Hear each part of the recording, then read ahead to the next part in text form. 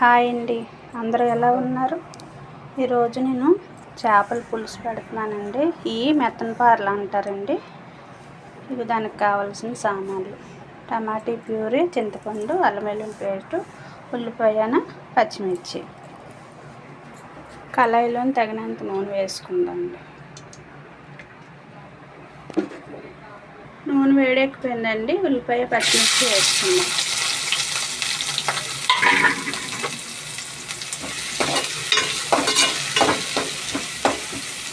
వేగనిద్దామండి. ఉల్లిపాయ వేగిపోయిందండి. అల్లం వెల్లుల్లి పేస్ట్ వేసుకుందాం అందులోకి.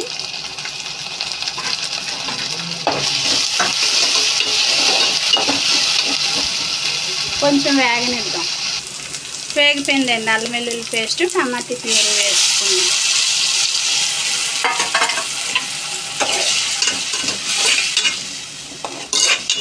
దీన్ని కూడా వేగనిద్దాం.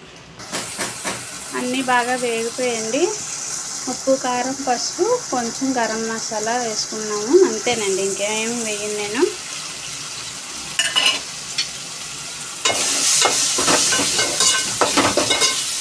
కొంచెం చింతపండు పులుపు కొంచెం వేస్తున్నానండి, ఎక్కువగా నేను వేయట్లేదు, లైట్గా.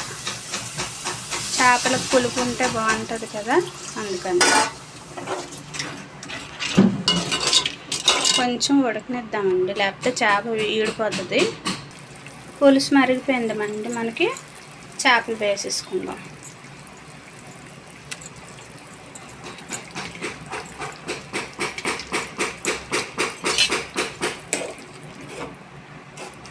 ఇది మరిగిపోతే మనకి అయిపోయినట్టేనండి.